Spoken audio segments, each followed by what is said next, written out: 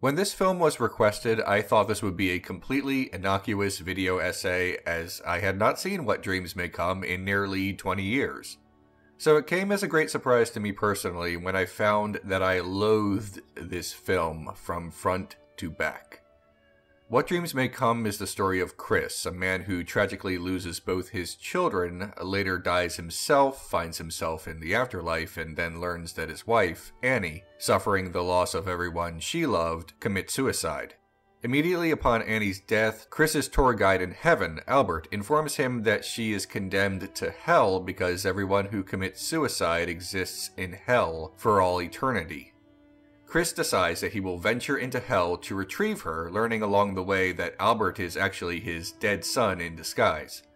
After speaking with Annie and helping her regain her mind, Chris brings her into a more positive afterlife, reunites with their deceased children, but then abandons them temporarily to be reincarnated with Annie and live new lives on Earth. You know, it's not easy to make a film that's set partially in hell be cloying and saccharine, but What Dreams May Come answers that dare. What Dreams May Come does a lot of pseudo-philosophical justification and mental gymnastics to claim that its assertion that everyone who commits suicide goes straight to hell is somehow not a judgment.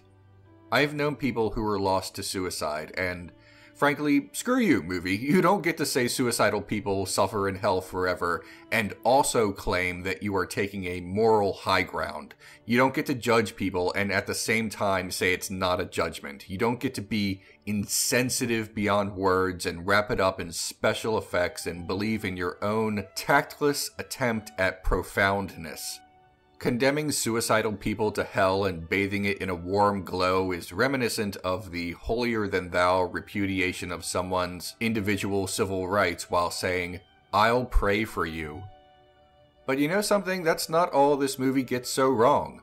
I think my biggest problem with What Dreams May Come is that it acknowledges important philosophical concepts, spiritual debates, and moral quandaries by dismissing them rather than exploring them, giving them superficial, presumptuous answers rather than asking significant questions.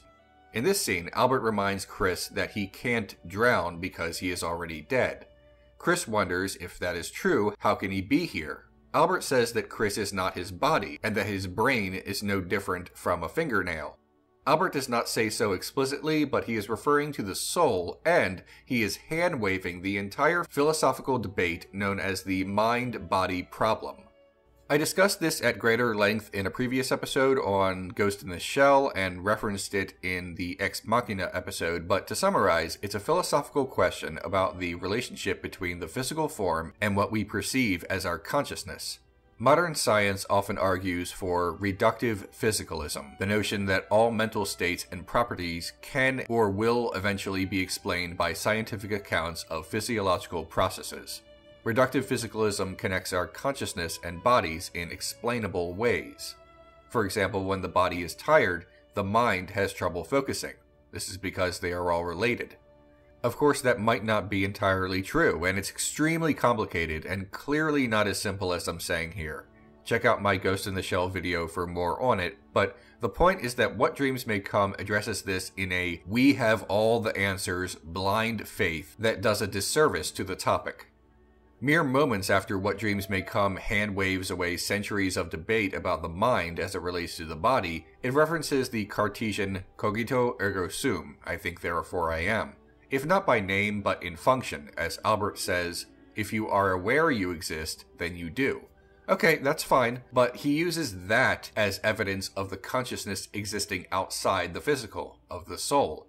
Shortly thereafter, the lecture continues as Albert gives further dubious evidence of the existence of the soul through metaphor and incongruous comparisons. He says that when Chris is inside his house, that does not mean he is his house, the comparison being that Chris is only his soul and that his body is not himself.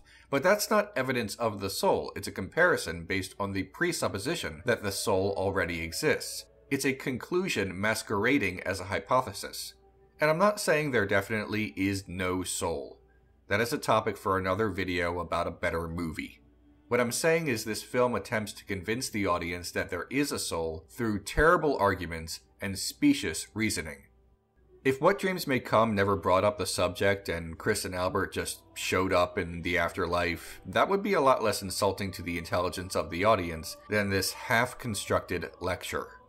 Not every movie about spiritual matters needs to try to convince the audience that its spirituality is true, but this movie does try to convince its audience through these exposition scenes, and it's really obnoxious to hear. A mere minute after all of this, Chris asks, "Where is God in all this?" And you might be thinking, okay, here comes something profound after all of that rubbish. But no, the film is too cowardly to address this with any thoughtfulness. Albert says that he is certain that God is up there, even though they are already in heaven and they still don't get to see God. The film does not address that as a problem, though. Albert smiles it away and never gives it another thought, signaling to the audience that we, too, should stop thinking about it. I know, it's just a mediocre Hollywood movie, but if someone opens the door to a subject, the consequences are their responsibility. The movie can't broach a topic, reach a serious conclusion seconds later as if there is no other answer, and then use "don't take it so seriously" as a defense. Mostly it's just a dumb movie full of bad ideas, and it's just so smug about its wrong-headedness that it's just awful. It's a dumb film, mostly shallow, and broaches questions with predetermined, specious answers that are completely unsatisfying, both intellectually and emotionally. Hi everyone, if you like what I do, consider clicking on the orange Patreon link below. That's how this show happens. It's also a way for you to request an episode, so check it out.